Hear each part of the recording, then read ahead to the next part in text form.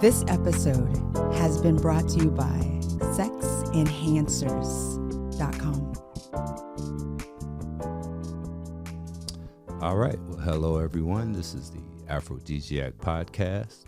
I'm your host, Malcolm Jackson, where we talk about love, relationships, sex, and, all the important things in life. I'm here today with our guest, Maya. Hello. How are you today? I'm well, and you? Oh, I'm feeling good. Good. Yeah. It was a good week. I'm into 2 weeks of my new position at the long-term care facility. How is that going? It's going good. It's going good? Oh, yeah. No hazing, they're kind. Receptive. Not for me, at least. Right.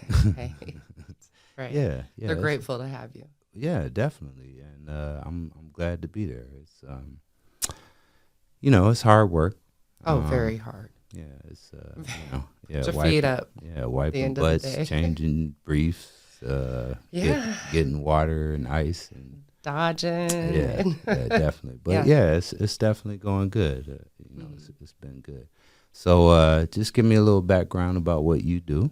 Well, I am a registered nurse. I've been working as a nurse for 20 years in various capacities, from the ICU to ambulatory care. I even spent a couple years doing hospice. So I'm kind of the type of person that likes to learn new things. So I kind of get an itch every few years to be challenged in ways, which I don't know if that's positive or toxic, but it works.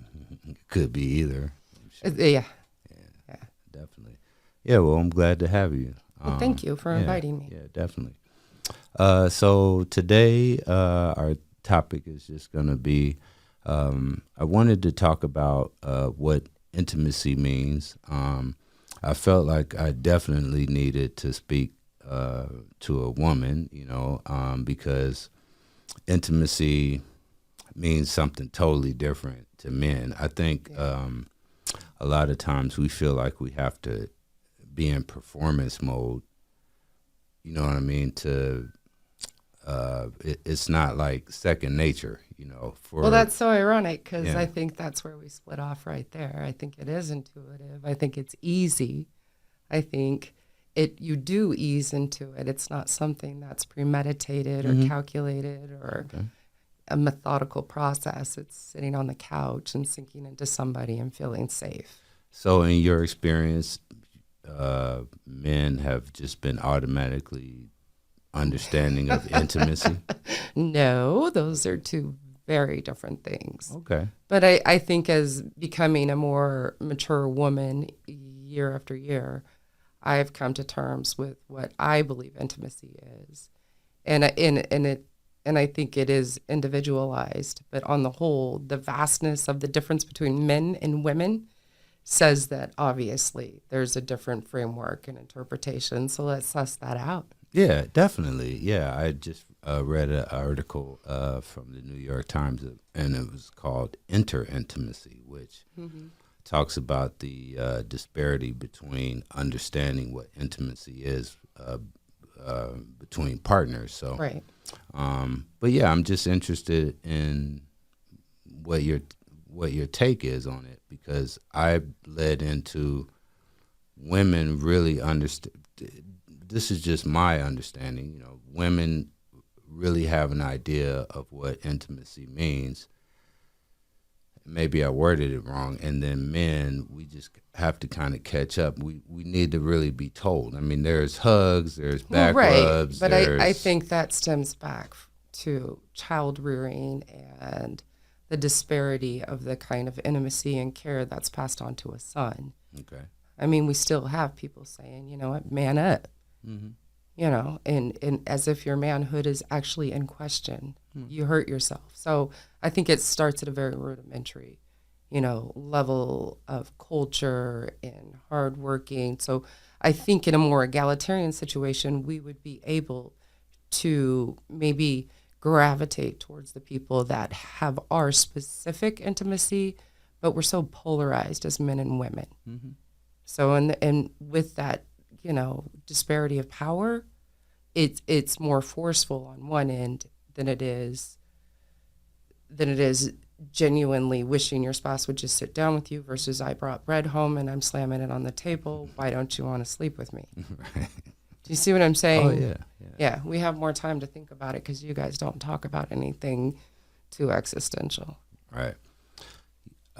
I just it just popped in my head when so I have older boys, and with DeForest, Khalil, and Zeddy, when they were really little, they're up from babies up to, and I kind of remember when each one of them stopped what I'm gonna say, but I would kiss them on the lips, Right. and as Right. boys, Right. and it was totally cool. So Right. I would, with my daughter, I never did that. Right. And I still kind of, just hug her, whatever. Right. But you won't even hug me. I mean, I've known you for years and you do that weird teenage hug where my boobs can't touch you. And I don't know why. well, no, Let's talk about that. I told you why though. Why? It's just how I was taught. I grew up in the It's church. respectful. In I get respect, that. and Okay, I okay. think that's really Okay. where it came from. Okay. Was Well, that makes sense. because you hug people in church, Yeah, and you address just not, people like, as all up ma'am, on- and yeah. I get it. And I still get in trouble about the ma'am thing and sir all the time. Yeah, it's Even annoying. at work the other day, I kept saying, yes, sir, Mr. You moved So-and-so." here, so. And he was like, just call me Ed. I'm Ed. We're friends. We're family now. I was Right. like, all right, cool. That's just the way I Mr. was. Ed. Yeah. And then I did that. I Okay, know. Mr. Ed. Yeah. Oh, we know. But and intimacy that we're talking about is not even just about between the man and the woman. It's like you said. I think it comes from how you were treated as a child. How intimate you 100% had a agree. relationship with your parents. Whether you have love or loveless relationships, I feel like we're hamsters on wheels, and until we stop the spin and get to the next level, but it's always another learning experience. Yeah. Which, not to take away from the experiences, but I just feel like if you grew up with parents who are narcissistic, you might lean more that way. And it may not even be something organic, but it was taught to you behaviorally. Yeah. So when you express love, the fact that I'm even here means love versus, well, you didn't run me a bath. I mean, the spectrum is big. Right? Oh yeah. Yeah, it's Yeah. huge. Yeah, definitely. So, My dad growing up, I think I remember being in high school and I would start to say like, I love you. And he'd be like, right. and My dad wouldn't hug me either. yeah, it just wasn't natural to him. And I just kept doing it though. And now, we'll get off the phone and he'll say, I love you, yeah. And so, Well, I'm still learning from my kids. yeah, Forever. it is a learning experience between men and women though, as I kind of led with.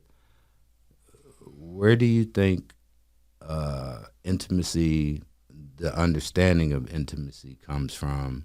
I think it's from a man to a woman and a woman to a man. I think it's modeled by your parents. If your dad comes home and he's got a 6-pack of beer and you guys have been waiting to eat, versus your dad comes home, he's putting dishes on the table, he's giving mom a kiss and asking her about her day. I think at that point, I mean, we all want intimacy. We all need love.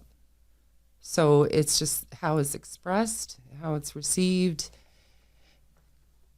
I mean, I don't know if it's that complicated. So what's the nuance that I'm missing in what you're asking? Why is it so different that men have to struggle to understand their partner's love language? That's what I'm asking. Yeah, because I just think that I was married and I missed a lot of things. Right. Because we're messy. You know what I'm saying? Right. Yeah. So I guess that's the question. It's things that are just totally obvious to most women that I've dated. They're just not. Like, I have to be told, and I'm not an idiot or No. You know what I mean? Right. And I do feel, and also that I would say, well, I'm expressing love to you So in this maybe way. this is where it's at. So you have a Okay. room and there's like a red velvet couch and it's plush and beautiful and I would love to have that in my house. And then somebody else walks in and they see a huge, like, beautiful painting and they don't see anything else. So that's all we're doing is we're honing into what has meaning to us. Yeah. So that's where the existential love or the more important love, I think, comes in, is that I sit here and I see that you go day to day and you put your keys here and you put your keys here and then you're frustrated and you can't find them. So I go out thinking of you, buy you a key ring, put it on there. That's how I show you love. Mm-hmm. And I expect that in kind, where you check my oil or you make sure that my tires are good. It's kind of just like a love contract. Mm-hmm. But there are other people, like, if you're not going to be a furry and go to Comic-Con with me, you know what I'm saying? We're not going to work out. Right. So we're just meeting. I don't think that people are in our lives coincidentally. I think people are in our lives because I don't know how religious you are or whatever, and I'm not even religious, but I feel like we travel in packs and we have contracts and we get to discuss how our needs are met or how I'm going to teach you tolerance and love. Mm-hmm. So you walk into my world, you have no idea what it means. And I would differ with you because I've seen you buy very thoughtful gifts.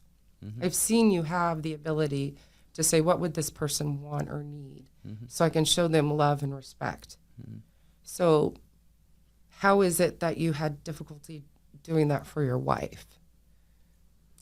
Because you were mad?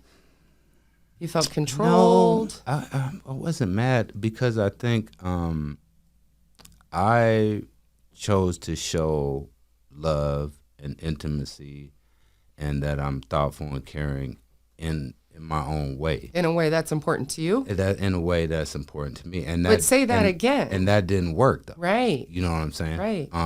And that's what I struggle with because I was like, yo, I mean, I just did this. But that's where this, you guys A, B, meet in the middle. My Yeah. old man hates yard work. He grew up as a city kid. Mm-hmm. I love it. I grew up as a city kid, but I want a garden. I want this and that. He doesn't want to. He'd rather be reading a book, playing a game. But he'll come out, he'll mow it, he'll rake, and then he'll be like, okay, you know what I'm saying? Yeah, yeah. Because he knows that it's meaningful for me. Sure. Right. And I know that him being uncomfortable just a little bit is fine for me to feel loved. Yeah. Well, that's why you're still married and I'm not. Well, it could change at any moment. Well, of course. Like, Of course. I'm just kidding. No, yeah, you have a great relationship. And Yeah, but it's not. I mean, it's a relationship of a long time. yeah, You know. Yeah, definitely. And we still get stuck in the same ruts. And it's sometimes if I'm having a lucid moment, I can step back and say, why do I keep doing the same thing and expecting different results, insanity, whatever? But as soon as, my button's pushed, I'm like, flash. So the only thing that I've tried to do is to look inside and reevaluate. And when I pray for a paradigm shift to where I can see the situation in a way that it doesn't take away from my ego. And it's hard. I mean, if you talked to me 2 hours ago, I would have been like, Yeah, I hear you. But Yeah. that's what I strive to do. Have you ever had a relationship where someone was really intimate and it surprised you, like, or Oh, not yeah. intimate, like Oh, showed you a level of yes. intimacy, and you're like, whoa. All of the charm. That was Okay. one of my funnest relationships. But at the same time, this wholly passionate, loving, thoughtful, empathic person became, in retrospect, it was love bombing and it was intense and it got weird. And then you're angry that I'm looking a little bit too good, or you know what I'm saying? So I think if you have, and I'm not saying it's true for everybody, but if you have somebody who is doing those things and meeting your needs before you anticipate your own needs, Yeah. that's a con. You think that's a con? It's a total con. Why? It's a total con because you don't even know who that person is. You're just love bombing them, right? And unless you have infinite amounts of resources, you're going to have to keep doing that. The charm is not you, it's what you're doing. And if somebody receives you for what you're doing instead of who you are, then you're just going to run through the same Well, stuff. why can't you have both though? You could have somebody that's thoughtful, Like if I had $5,000, I could go and get exactly what he wants. And I'm sure that he could do the math and figure out what I want. Mm-hmm. You know what I'm saying? But those are tiny moments in a house full of babies with diapers and schedules and, the grind. Yeah. So what you want is somebody at the end of the day that's with you because they're genuine, they're interested in you and not controlling you or persuading you or aligning you to work out their own toxic behaviors. And that's a point of contention that I've had in my marriage, is because I know that I came in, like, if my man wasn't mad about what I was wearing, he didn't care. And now I'm with somebody who's like, why would I be worried about that? I trust you. I love you. And it's true. It sounds cliche. Mm-hmm. But then when the other people come to me because of those reasons or how I'm dressed or whatever, I'm emoting, that I'm available, I'm open, I want to talk, or, it shifts. And he holds me accountable for my toxicity. I can't scream at him. I can't yell at him, So now we're just, kind of grumpy. You're getting older, and you find yourself reminiscing more and more on the days of your youth when you could just keep going and going and going. Those days aren't behind you thanks to our wide variety of male and female enhancement products available on sexenhancers.com. Testosterone levels in men lower as you age. Our all-natural Sustain formula supplement can help stimulate your libido and improve blood flow, making you feel as good as in your prime. And bring that little spark to your love life. See for yourself our wide array of vitamins, supplements, and enhancers on sexenhancers.com.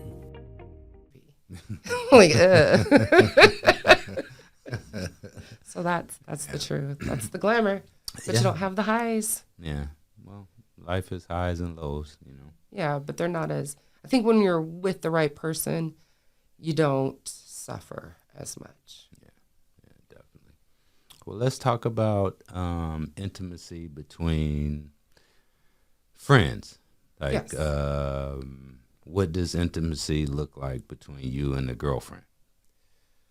How is that different from, Well, for me, it's calling you and telling you a story, and all the nuances and the players and their perspectives, and just this, maybe it's trauma, but hyper-vigilant kind of assessment. Well, yeah, your mom does be able to align with you without alienating you and support you. It's like, for women, it's a game of meeting you where you're at because you kind of suffer from nobody giving a shit. Yeah. So when I buy my girlfriend that special thing she wouldn't have bought for herself, or thought, hey, you've been sounding sad, why don't you just take go get an Airbnb for the weekend and just take care of you? But a guy would be like, well, why are you sad? Yeah. Be like, life is hard. Well, do you want to go to dinner? Or like there wouldn't be that. You don't want to sit there and listen to that whole drawn out story. So I think maybe. Yeah, maybe. So I mostly have female friends, which is going to lead me into my next question I would ask you. Do you have really close male friends? Not really. No. Have you in the past? I mean, because my question would be, how do you maintain having intimacy with a man that you're not in a relationship with? Because that's a lot of times that's hard. Sticky. I mean, I don't have a lot of friends, period. So I've got a couple road dogs and some family, but as far as like a posse of who I hang out with, I mean, my friend is my husband. Yeah. And we have friends. So I don't know what that, I think if they were really funny, there have been a few friends that are super funny that I've met through Nathan. And if Nathan were to go by the wayside, we would still be friends. Mm-hmm. But I think we're all at an age where we appreciate people in their presence and who they are versus being in your 20s and you've got, I don't know if a 20-year-old boy has the right intentions. Yeah. Yeah, that's what I mean. Because I know usually when I have female, now you're right, it's totally different. Yeah. In my 50s, I have all of these female friends. I would never, we don't need to go there. Right. But yeah, in my 20s, I'd be scheming. You know what I mean? but not on purpose. It just you just Well, the kinda world's get to it. interesting, and you're Yeah. young, and I mean, yeah. Yeah. Yeah. So, yeah, in my younger days, I would have guys that I thought were friends, All right. but no. Yeah. At Soon the as end you of the had day, as soon as you had yeah, a couple yeah. IPAs, If you're bringing me coffee, now I got to think about why. Yeah. But that doesn't happen anymore. Well, not So, no, anymore, somebody yeah. brings me a coffee, it's because they think I need a coffee. Well, we're friends, and I bring you gifts, Of course, and you know of course. that my intentions And they are- mean so much. yeah. The other ones that, yeah. Oh, that's cool. Well, in our few minutes that we have left, let's just talk about intimacy with our children, because we were both Right. parents, and I think that'd be a really good point to end on. But yeah, so Okay. what does so you have 4. 2 boys and 2 2 girls. girls. Yeah. So what does intimacy look like with your children? It's so funny because I have girl, boy. And my girls are not the kind of cuddle bugs that I thought they would be. It's my boys. They would never get off my laps when they were babies. They didn't want to explore. They just want to be held and cherished. But my girls, you could hold them for a minute. So I don't know if there's a genetic component to them, or they just have different personalities, because they're all so distinctly different. And they receive love in different ways. And I think one of the hallmarks I want to work towards is meeting them where they're at in those ways. Yeah. So for Amira, it's remembering that she wanted guitar lessons and music's important to her. So I get her a CD player, and get her old CDs so she can, have fun with that. And for Solomon, it's like going to monster trucks and talking about trucks. And then Miles, it's talking about obscure facts and how crazy the world is, and Mojave, it's everything. She's so I do different things. I buy her canvases. I get him into soccer. I give her, big ups for being assertive in class. And do you think with Miles, the involvement and with Amira, the involvement in their sports to the level that you do, is that an intimate expression, or is that No, that's is that just more so dutiful, or Well, no, because the reason I do that, it's a health perspective. I want them to be able to get the endorphins for their gut health, they're going through such big changes by the time they're 12, 13, and 14 that lay the track for the rest of their life of how hard they're going to have to work, just like, I know how hard I had to work. So I am just doing all the preventative neurotic things, making them go run every day and exercise, because there's no downside to that. And second, you get the camaraderie, the teamwork. You build a cohort of people who are like-minded, who are going to, I'll take care of you, bro. I mean, you form friendships. right? And you learn social rules, and you get to feel good about yourself. So that's why. And it keeps them out of trouble. With girls, it shows, like, statistically, that it improves their levels of self-esteem. So I think I feel like that's standard parenting. And if they hate it and they're not coordinated and it's not their thing, then film class is just something. Right. Yeah. Well, yeah, that's awesome. This has been, of course, really interesting. I love talking to you. I like talking to you too. Yeah, we've had some really interesting conversations. We've over talked the about years. everything. Yeah, my Yeah. weight. You had me crying because I was a skinny stick. Well, sometimes somebody has to tell you. See? Yeah. and Maybe I maybe appreciate that. you needed a woman to tell you had to eat. Oh yeah. Seems intuitive, right? Yeah.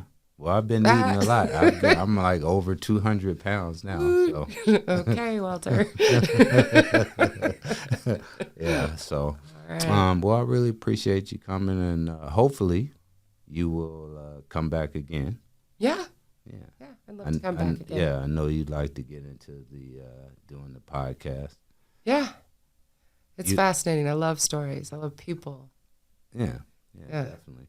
Okay, well, again, thank you so much for joining us. This is the Aphrodisiac Podcast. I'm your host, Malcolm Jackson. I just encourage you all to be good to yourself and especially be good to each other. And we will see you the next time. Thank you. Thank you. This episode of the Aphrodisiac Podcast was brought to you by sexenhancers.com.